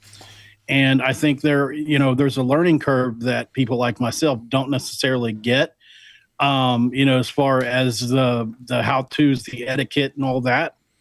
So that's been some growing pains along with that, learning who to trust and how. But you eventually get it. And once you gain the reputable sources and people, and especially relationships with whether it's be players or whoever, you just learn what not to trust, and your BS meter, as I like to call it, will go off for certain things. And so you can kind of figure that out too. Like, I actually just did a show on this the other day. A guy was claiming TCU and West Virginia to the ACC, and he provided just a little bit of the source material.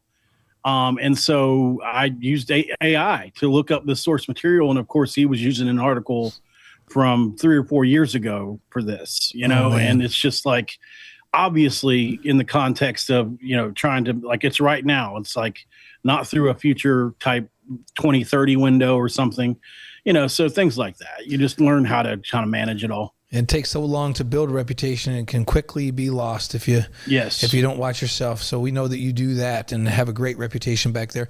It's our pleasure to have Mountaineer Paul on the Wise Guys, presented by Brady Plus, Eddie, and Mountain America Credit Union. Mountaineer football reaching towards spring practice here. What do they need to do to be ready for the fall? Yeah, man, there's a lot, right? I mean, unfortunately, what a lot of people don't realize is that Rich Rodriguez, unfortunately, didn't get a portal window last season. He was hired late December, and last year there was 2 windows. So you missed that first window. And high school recruiting was kaput, so you missed your recruiting class as well. And so, it's like it'd be like handing the keys to a program right now and saying, hey, go build it with what's left in the portal and what's left in JUCO and whoever hasn't signed in high school, which at this point is already gone. But you know what I'm saying, late December. So that's what he did. And I think the team was more competitive than it probably should have been. There was 80-something players that were brought in. But unfortunately, there was no base there. They lived off really old seniors. And so a similar turnaround happening this year with lesser players, not quite 80-something, but they're in the 60s. A huge high school recruiting class, which, depending on where you looked, ranks either first, second, or third in the Big 12. It was a top 25 class. They really went all in on that. And the base is there. They also brought in, similar to yourselves, right around 30 guys in the portal. And there's a ton, and they obviously had a much larger wallet to work with this time around with the Pat McAfees and the people like that, given a year to try to build that thing up. And so I think had they not needed to bring in 30, they really could have got some super, super high quality players. But what they really did was they fixed the offensive line, I think. They brought in, 5 guys who had started at other places, 1 from the Power 4 in Kansas State and 4 from other places. 2 guys were all conference players, and they brought back in Rick Trickett, who won a national championship with Jimbo Fisher at Florida State and was with Rich Rodriguez's first go-around whenever it was just those amazing years from 05 to 07. The defense, obviously, Zach Alley comes over from Oklahoma last year. West Virginia was able to poach him, which was just an incredible get for us. And there's a big belief in him and that he'll turn that thing around. He's in year 2 with that as well. The defense has probably more holes on paper. And I think the offense will probably be fixed for the most part. Quarterbacks, you've got a battle this year. Mike Hawkins Jr. comes in from Oklahoma. Really interesting prospect, a guy that, I had Teddy Lehman on, who was an All-American at Oklahoma. He tells me that he was better than Mateer many days during spring practice and probably should have played more.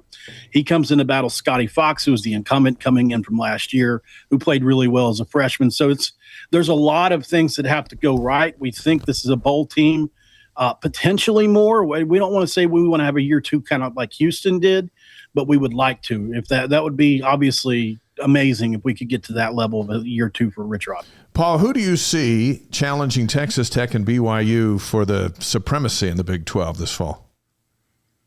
It's a good question. I think there's a couple ways you could see that, being that there is so much turnover. There are new coaches everywhere you look, whether that be at Kansas State, whether that be at Iowa State. It's really tough.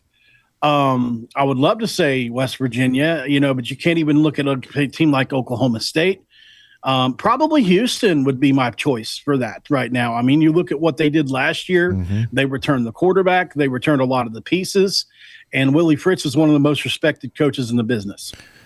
Yeah, Willie did a great job turning that thing around quickly. How surprised were you at how fast BYU got up to speed in the Big 12 after spending 12 years as an independent? They go 5-7 in that first year, including a 37-7 thrashing in Morgantown. Then they go 11-2, and last year they go 12-2. Shocked. I think not knowing the front loading that happened with a lot of teams and how dedicated you guys were, and obviously Kalani and I obviously when I came up to Provo, I did a video on it, changed my life. I'll continue to say that. Just amazed by the scenery there, the way people are there. totally different from almost anywhere else in the country I've been. So there is quote unquote something in the water there, if you will, because I think there's something special going on in Provo. There's no doubt about it. Kalani Sitake leads the charge. You guys were so lucky to keep him, and he got more leverage. I mean, can you imagine coming off what he did last year? And then you know, there's everybody wants this guy, and he gets more leverage. I can only imagine what this team is going to look like again this coming season. And yeah, it happened fast. You know, obviously, if you look at what TCU and West Virginia have been, as far as, I mean, we've both been in the league 12 plus years. TCU made it to the national championship game the year one in Sonny Dykes, but outside of that, you know, it's kind of been up and down, up and down. And West Virginia, obviously, not really a contender since probably one of Dana Holgerson's last year. So we understand that there is a lot of urgency, especially for West Virginia, to try to get back into that top four. And that's why Rem Baker and the Board of Governors and everybody came out publicly this past year and said, hey, look, we all are aligned and we are going to be in the top funding tier of the Big 12. Whatever that looks like, we want to be in the top four spending wise for the Big 12. And obviously BYU did that. And that's why you guys are where you are, contending with Texas Tech. I mean, I do think there is a world where they take a step back and you guys could maybe take that step. We'll see. Well, we like that world. Would enjoy. That'd be a good world. Mountaineer Paul's on the Wise Guys live on YouTube, Facebook, Twitch, and wiseguys.com. BYU and West Virginia don't play this year in football, so it'll have to be the Big 12 championship game to get these two together in 2026. But men's basketball will be in Morgantown on Saturday. What kind of game you see happening with that?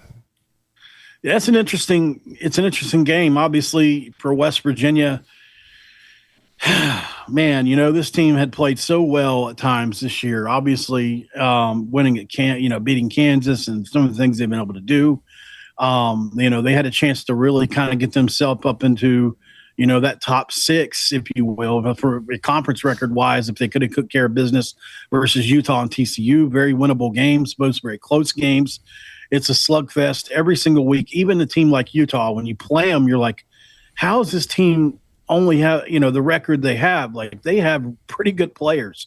So obviously with AJ Dybantsa and company, and unfortunately Richie Saunders being out, we don't underestimate BYU in the slightest. You know, West Virginia, the type of game West Virginia is going to play, they're dead last in the country in possessions per game. They're right there in the low 60s.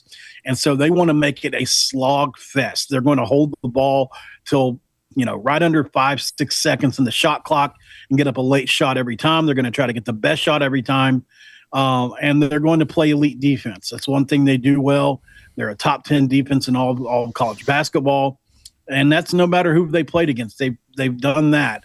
Almost everybody, it seems like, ends up playing West Virginia's game. But our offense, unfortunately, has been so porous. And it's the worst I've ever seen. And as a West Virginia fan, it's the worst offensive team I've ever seen. They can get really hot. Obviously, Honor Huff led all of college basketball in three-point shots last year. This year, he has been really streaky, and I think the length from the Big 12 has played a part in that. If West Virginia is going to be in this game, it's going to have to be slow, unfortunately. I don't think we want to run with the Dybantsa and crew. And I think it's going to be a really physical game. Now, obviously, Kimball has the Coliseum as the number one ranked home court advantage in all of college basketball. That's a thing you can look up. So that does play a factor. I think it gives us a few points. And with you guys being a little hampered, I do think it'll be a close game. It's going to be interesting. Have you ever seen, Paul, a more competitive basketball conference than what the Big 12 is this year? This year, you know, some of those Big East teams, when we were in the Big East, you know, circa 2007, 7, 8, 9, 10 in their range, you know, because you looked, it was everybody from Syracuse to it was a really tough league, but there were breaks.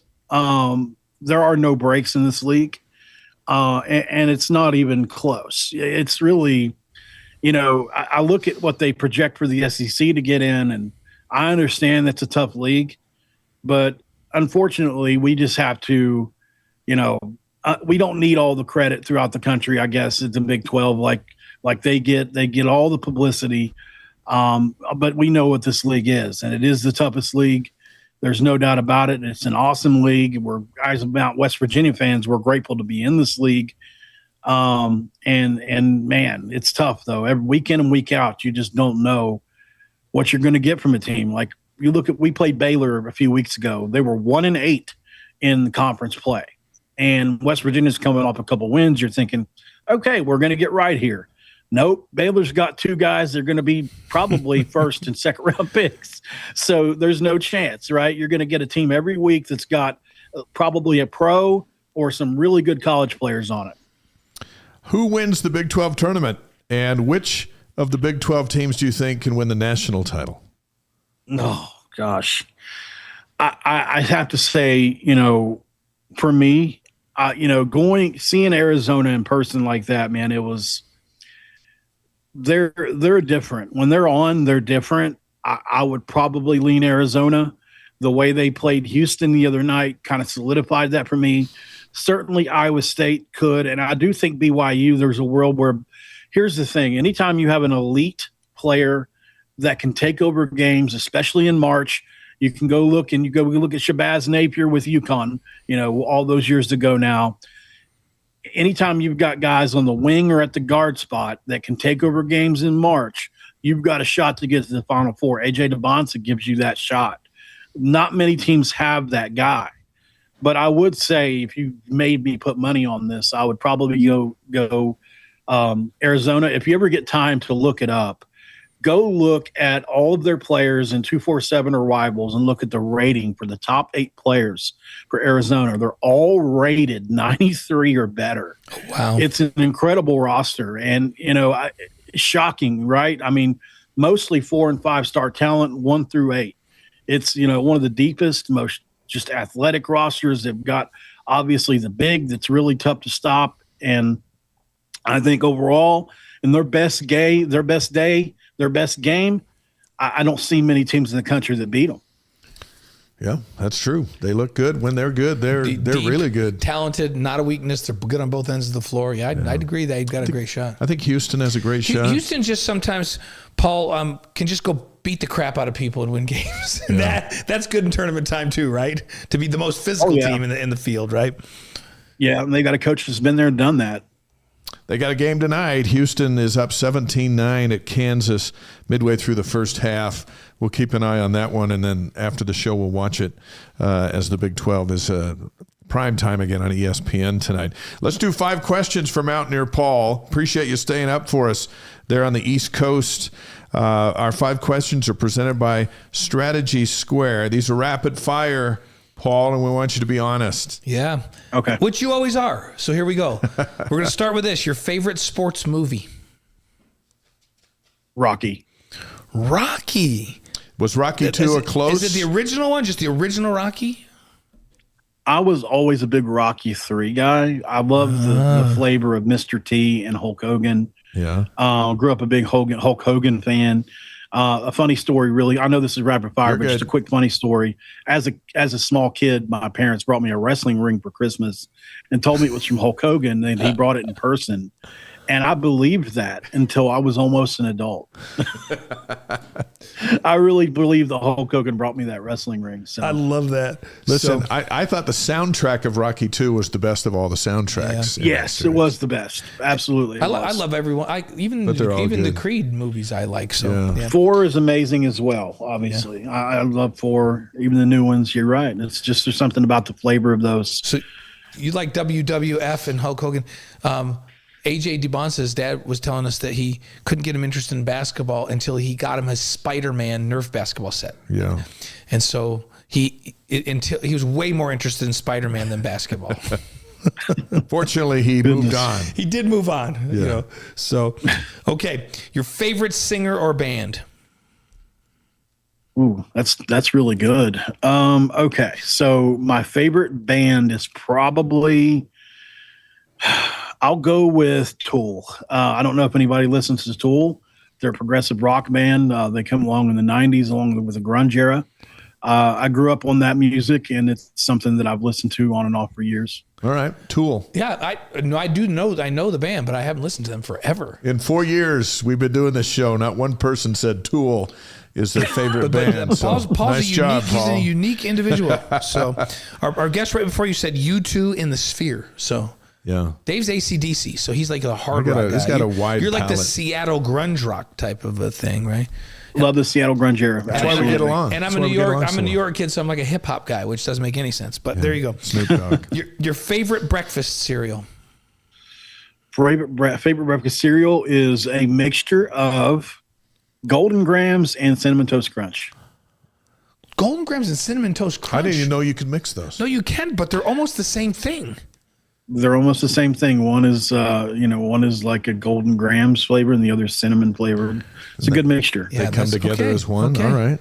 That seems like a good mix. Yeah. I have to try that With chocolate milk as well. It's really good. With chocolate milk. chocolate that just milk. went next level right there. I know. Now Well, look we're at talking. So I mean, people come on here. We're like, "Well, I only eat granola," and we're like, "Man, you can never come back on the show." But with that one, you can absolutely come back on the show. So, okay, how about your favorite Mountaineer moment of all time? Oh my gosh, what a question. Favorite Mountaineer moment of all time is,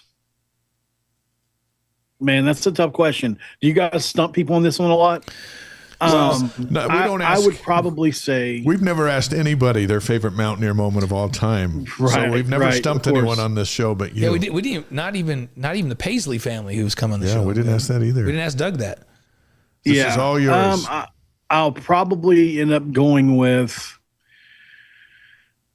wow, you guys really got me on this one. There's so many. You know what? I'll go ahead and go with Pat White against Louisville, 6 overtime game, his first start. It was the start of everything. And he came off the bench in that game, and it went to 6 overtimes. And just that last score in overtime with him holding his finger up was the start of what I think was the golden era of Mountaineer sports. Fun. That's a good one. That's a really good one. I don't know how you could top that moment.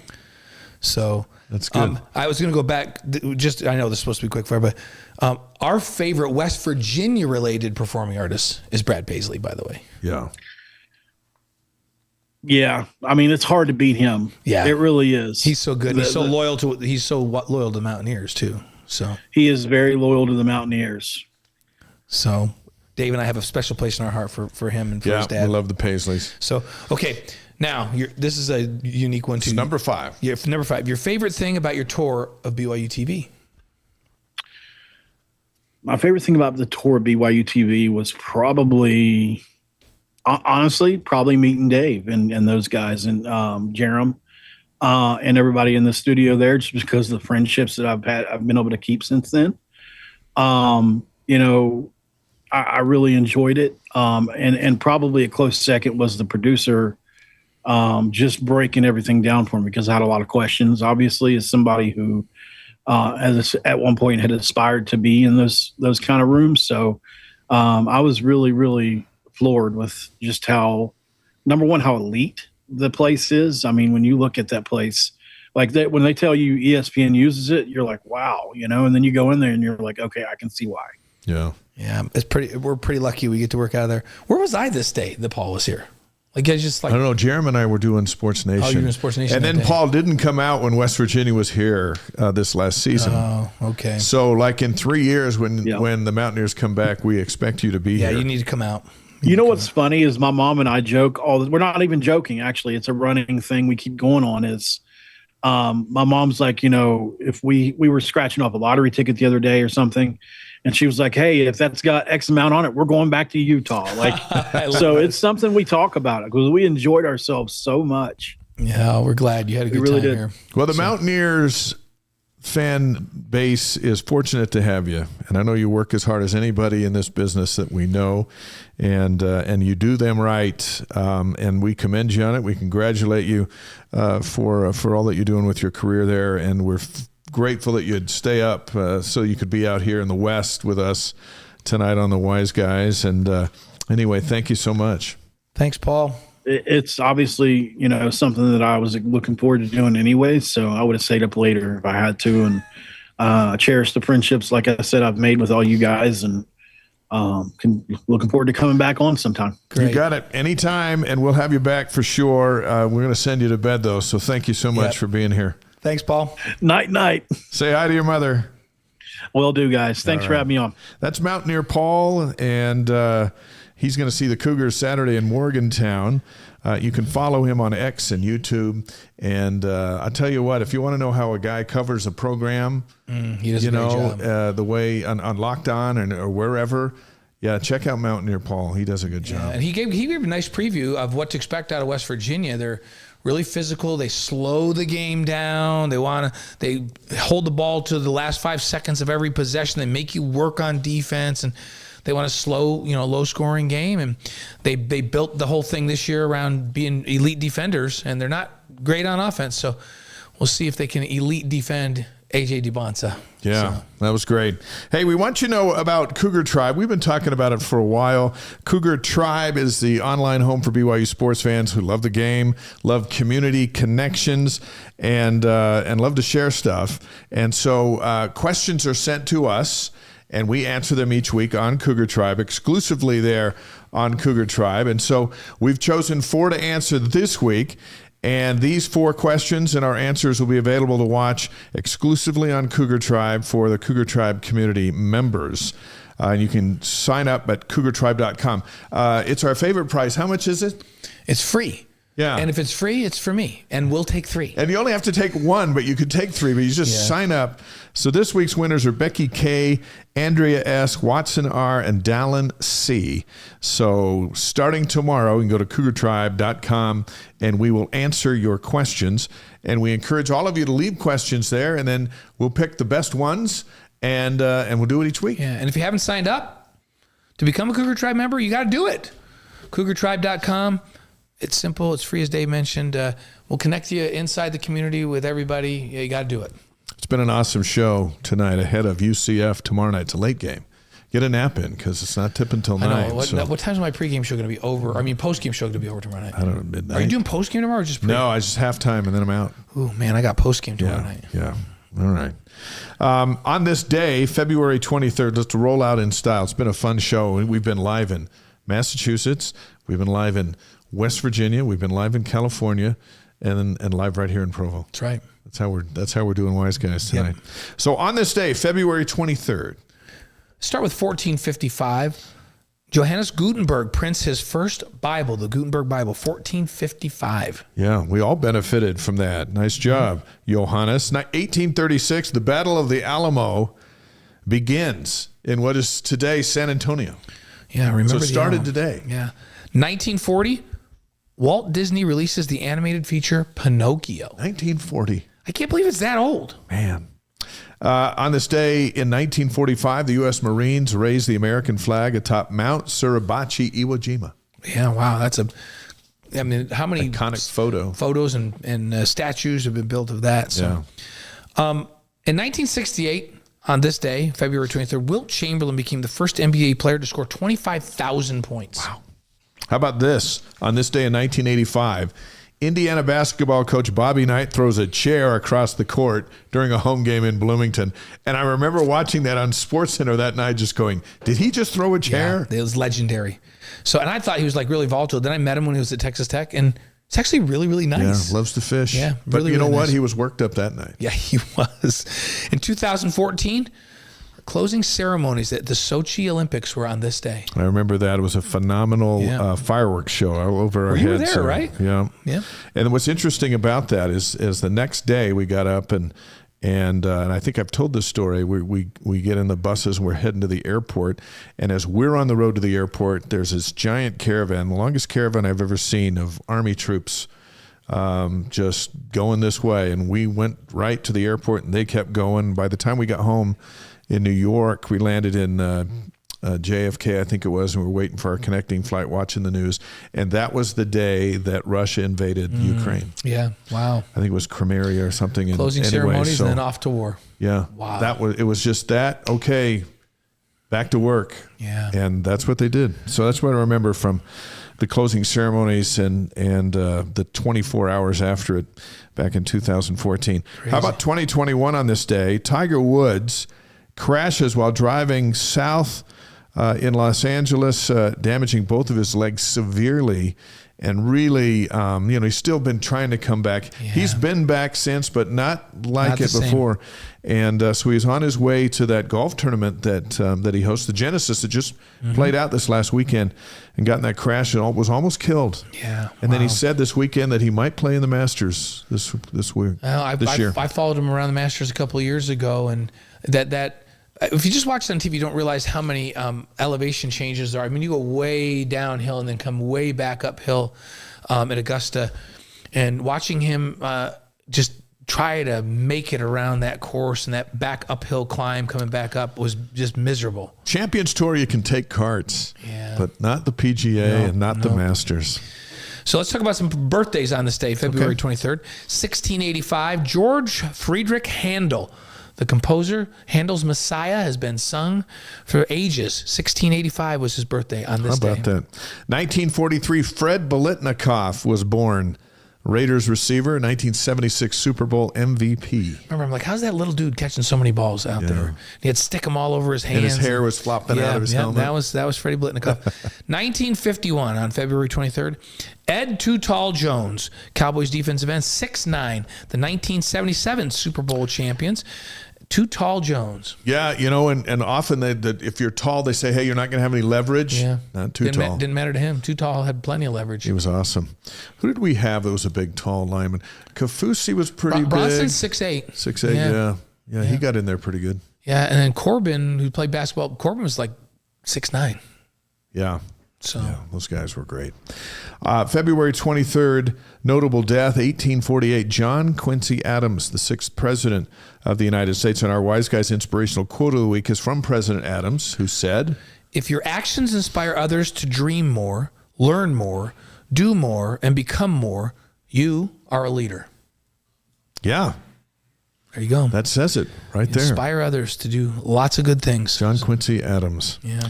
Earlier today, AJ, and we talked about it in the show, posted a picture of his parents, Ace and Chelsea, wished him a happy anniversary, and so we do the same. And you can see our Wise Guys interviews with all three of them, AJ, Ace, and Chelsea, at wiseguys.com. Happy anniversary. Thanks to Matt Bowman and BYU alum Wayne LeCheminant. Authors of the new book about BYU's biggest star. It's called Game Changers, AJ Dybantsa, BYU and the Struggle for the Soul of Basketball. It's available wherever you buy books. BYU alum Leslie Graff, also on the show, Mountaineer Paul from West Virginia, and BYU alum Travis Kimball of Quick Car Wash. Thanks to all of them for joining us. How about that? We spanned the globe with our guests, span the country at least with our guests here. Next week, Alema Fatisimanu, 1984 national champion, one of your teammates, also a champion for the Strength of Youth program, FSY, and he's going to come on and we're going to talk football, and he's got a special request that they need this summer at FSY. Plus, Jason Shepard's going to join us. The Big 12 women's tournament will start next week. This is the final week of their regular season, and he'll be back there to call it for BYU, and so we'll get his take on the tournament. Yeah, it'll be great to have Shep in-house. And where can you find us this week? Well, tomorrow night, both Dave and I will be doing pregame shows. I'll do the BYU TV pre- and post-game tomorrow night, 8 o'clock. I hate to say that the pregame starts at 8 o'clock on BYU TV and ESPN Plus. Dave will be on the radio pregame also at 8 p.m. tomorrow night and Saturday afternoon at 2:30. Sports Nation Wednesday and Thursday for you, right? Yeah. Why aren't you on Sports Nation? Because I'm going to New York. He called and I was going to come do it with you, but I got to be in New York and I can't do that. We can't do that show remote. So Deseret News all week for Dave as well.